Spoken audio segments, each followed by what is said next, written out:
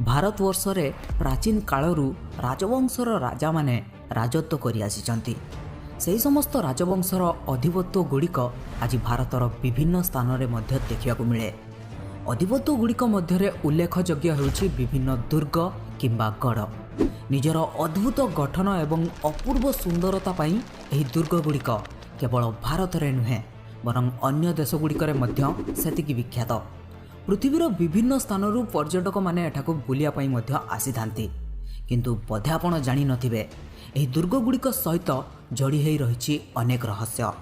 ଆଜିର ଏହି ଭିଡ଼ିଓରେ ଆମେ ଭାରତର ଏମିତି ହିଁ 5ଟି ଦୁର୍ଗ କିମ୍ବା କିଲ୍ଲା ସମ୍ପର୍କରେ ଜାଣିବା, ଯାହା ଦେଖିବା ପାଇଁ ଯେତିକି ସୁନ୍ଦର ତା ପଛରେ ଥିବା କାହାଣୀ ସେତିକି ଭୟଙ୍କର ମଧ୍ୟ।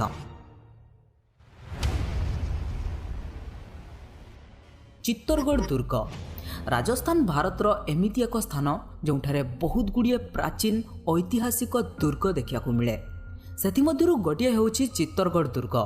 କୁହାଯାଏ କି ସନ୍ଧ୍ୟା ହେଲା ପରେ ଏହି ଦୁର୍ଗ ସୁନସାନ ହୋଇଯାଏ, କେହି ବି ଜନମାନବ ଏଠାରେ ରୁହନ୍ତି ନାହିଁ। ଚିତ୍ତୋରଗଡ଼ ଦୁର୍ଗ ସମ୍ପର୍କରେ ଏମିତି ବି ଶୁଣିବାକୁ ମିଳେ ଯେ ଏଠାରେ ଦୀପାବଳି ଦିନ ମଧ୍ୟରାତ୍ରିରେ ପ୍ରେତାତ୍ମାର ଯିବା ଆସିବା ହୋଇଥାଏ। ଯୁଦ୍ଧରେ ମରିଥିବା ରାଜା ମହାରାଜା ଓ ସୈନିକମାନଙ୍କ ଠାରୁ ଆରମ୍ଭ କରି ସାମନ୍ତ ପର୍ଯ୍ୟନ୍ତ ସମସ୍ତେ ହାଜିର ହୋଇଥାନ୍ତି ବୋଲି ଜଣାଯାଏ। ଚିତ୍ତୋରଗଡ଼ ଦୁର୍ଗ ଦେଖିବା ପାଇଁ ପ୍ରତିବର୍ଷ ଲକ୍ଷ ଲକ୍ଷ ପର୍ଯ୍ୟଟକ ଦୂର ଦୂରରୁ ଆସିଥାନ୍ତି। ଏହି ଦୁର୍ଗର ପ୍ରତ୍ୟେକଟି ଜିନିଷକୁ ଦେଖିବା ପାଇଁ ପ୍ରତିଦିନ ଲୋକଙ୍କର ଭିଡ଼ ଜମିଥାଏ। କିନ୍ତୁ ଏଠାରେ ଏମିତି ବି ଏକ ସ୍ଥାନ ଅଛି ଯେଉଁଠାକୁ କେହି ବି ଯିବା ପାଇଁ ସାହସ କରନ୍ତି ନାହିଁ। ଆଉ ସେହି ସ୍ଥାନଟି ହେଉଛି ଚିତ୍ତୋରଗଡ଼ ଦୁର୍ଗର ଜହରକୁଣ୍ଡ। ଏହା ଭିତରକୁ ଯିବା ତ ଦୂରର କଥା, ଏହା ପାଖ ଦେଇ ଯିବା ପାଇଁ ମଧ୍ୟ କେହି ବି ସାହସ କରନ୍ତି ନାହିଁ। କିଛି ଲୋକ ଏଠାକୁ ଯିବା ପାଇଁ ମଧ୍ୟ ଚେଷ୍ଟା କରିଥିଲେ, କିନ୍ତୁ ସେଥିମଧ୍ୟରୁ କେହି ବି ଆଜି ପର୍ଯ୍ୟନ୍ତ ସଫଳ ହୋଇପାରିନାହାନ୍ତି। ଜହରକୁଣ୍ଡକୁ ହଣ୍ଟେଡ୍ କିମ୍ବା ନିୟତିବାଚକ ଶକ୍ତି ଥିବାର ବୋଲି ମଧ୍ୟ କୁହାଯାଏ। ଅସଲରେ ଜହରକୁଣ୍ଡ ସହିତ ଏକ ବଡ଼ କାହାଣୀ ଲୁଚି ରହିଛି, ଯାହା ପ୍ରେମ, ଅଭିଳାଷା ଓ ବଳିଦାନର ପ୍ରତୀକ। ଚିତ୍ତୋରଗଡ଼ ଯାହା ଆଜି ଏକ ବିଶାଳ ଦୁର୍ଗ ଭାବରେ ପରିଚିତ, ସେଠାରେ ଦିନେ ରାଣୀ ପଦ୍ମାବତୀ ନିଜର ଅଗ୍ନି ବଳିଦାନ ଦେଇଥିଲେ। ଅସଲରେ ରାଜସ୍ଥାନରେ ଜହର ନାମରେ ଏକ ପ୍ରଥା ପ୍ରଚଳିତ ଥିଲା। ଏହା ଠିକ୍ ସତୀଦାହ ପ୍ରଥା ପରିକା, କିନ୍ତୁ ଏହାର ପ୍ରୟୋଗ କେବଳ ସେତେବେଳେ କରାଯାଉଥିଲା ଯେତେବେଳେ ରାଜା ଯୁଦ୍ଧ କ୍ଷେତ୍ରରେ ଶତ୍ରୁ ହାତରୁ ପରାଜିତ ହୋଇ ଶହୀଦ ହୋଇଯାଆନ୍ତି। ସେତେବେଳେ ହିଁ ରାଜମହଲର ସମସ୍ତ ମହିଳା ସ୍ୱ ଇଚ୍ଛାରେ ଶତ୍ରୁଙ୍କ ଠାରୁ ନିଜର ଲାଜ ରକ୍ଷା କରିବା ପାଇଁ ଅଗ୍ନିକୁଣ୍ଡକୁ ଡେହିଁ ନିଜର ଅଗ୍ନି ବଳିଦାନ ଦେଇଥାନ୍ତି। ଚିତ୍ତୋରଗଡ଼ ଦୁର୍ଗରେ ଥିବା ଯେଉଁ ଜହରକୁଣ୍ଡକୁ ଡେହିଁ ରାଣୀ ପଦ୍ମାବତୀ ଆତ୍ମବଳିଦାନ ଦେଇଥିଲେ, ସେହି ଜହରକୁଣ୍ଡର ରାସ୍ତା ଆଜି ବି ସେତିକି ଭୟଙ୍କର। ଯେଉଁମାନେ ବି ଏହି ଜହରକୁଣ୍ଡ ଭିତରକୁ ଯିବା ପାଇଁ ଚେଷ୍ଟା କରିଛନ୍ତି, ସେମାନେ ବହୁତ ଆପତ୍ତିଜନକ ସ୍ଥିତି ଅନୁଭବ କରିଛନ୍ତି। କୁମ୍ଭଲଗଡ଼ ଦୁର୍ଗ ରାଜସ୍ଥାନର ଉଦୟପୁର ଜିଲ୍ଲାରେ ଅବସ୍ଥିତ। କୁମ୍ଭଲଗଡ଼ ଦୁର୍ଗକୁ ମହାରାଜା ରାଣା କୁମ୍ଭଦେବ 15ତମ ଶତାବ୍ଦୀ ମଧ୍ୟରେ ନିର୍ମାଣ କରିଥିଲେ। ଏହି ଦୁର୍ଗର ଦୁଇଟି ବିଶେଷତ୍ୱ ରହିଛି। ଗୋଟିଏ ହେଉଛି ଏହି ଦୁର୍ଗର ବୃହତ୍ତମ ପାଚେରୀ କିମ୍ବା କାନ୍ଥ। ପୃଥିବୀର ଦ୍ୱିତୀୟ ବୃହତ୍ତମ ମାନେ ଚାଇନାର ଦ ଗ୍ରେଟ୍ ୱାଲ୍ ପରେ ଏହି ଦୁର୍ଗର ନାଁ ଆସେ। ଏହା ପ୍ରାୟ 38 କିଲୋମିଟର ଲମ୍ବା ଏବଂ 15 ଫୁଟ ଚଉଡ଼ା। ମାନେ ଏହି ପାଚେରୀ ଉପରେ ଏକା ସହିତ 5ଟା ଘୋଡ଼ା ଦୌଡ଼ିପାରିବ। ଦ୍ୱିତୀୟ ଆକର୍ଷଣ ହେଉଛି ଏହି ଦୁର୍ଗରେ ଥିବା 360ରୁ ଅଧିକ ମନ୍ଦିର। 300ଟି ହେଉଛି ପ୍ରାଚୀନ ଜୈନ ମନ୍ଦିର ଏବଂ ବାକି 60ଟି ହିନ୍ଦୁ ମନ୍ଦିର। ଏହି ଦୁର୍ଗକୁ ଏମିତି ଭାବରେ ନିର୍ମାଣ କରାଯାଇଥିଲା କି କେହି ବି ଶତ୍ରୁ ସେନା କେବେ ବି ନିଜ ବଳ ପ୍ରୟୋଗ କରି ଏହି ମହଲ ଭିତରକୁ ପ୍ରବେଶ କରିପାରିବ ନାହିଁ।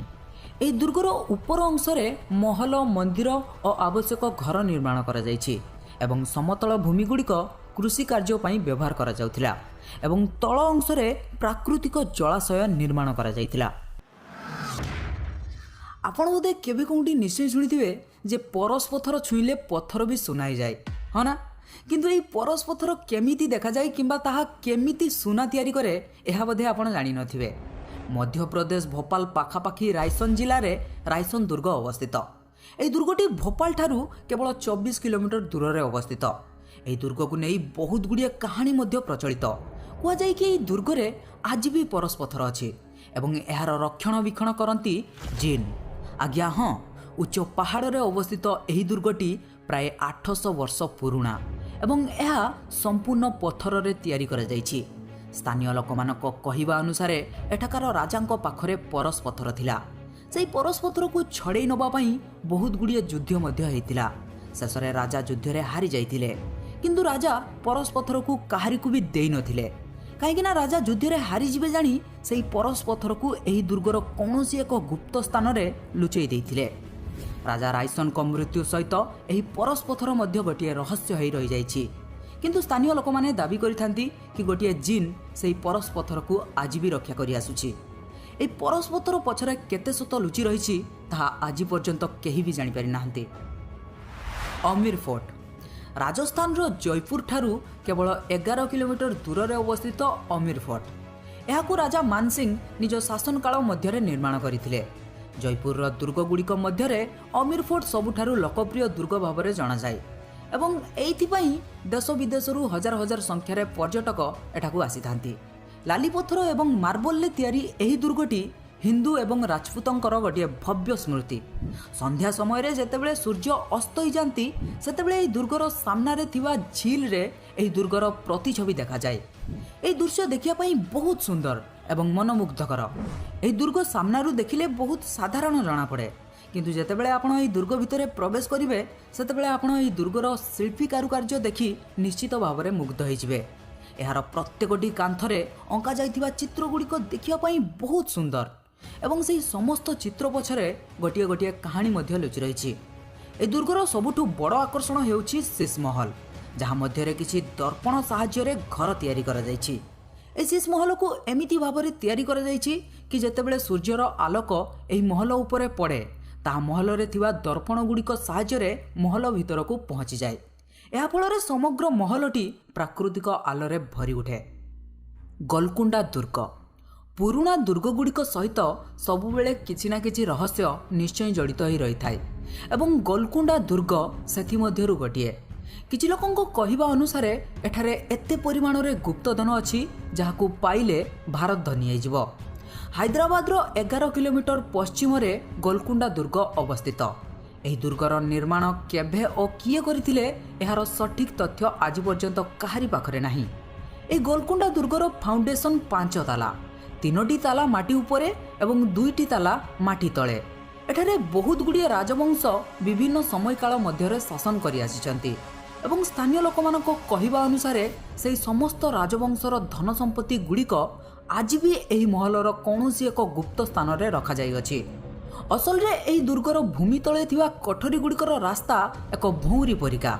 जदि आपण एही महलरू बाहर को बाहरिबार रास्ता भल भाव में जानि नथिबे तेबे महल तल अंश को जिबा आपणक पई बहुत विपदजनक होई पारे।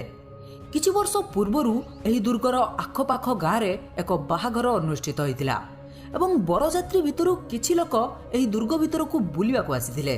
बुली बुली से माने एही दुर्गर बेसमेंट को चली आसीथिले एवं तल को आसिया परे से माने जेमिति गायब हो जाइतिले।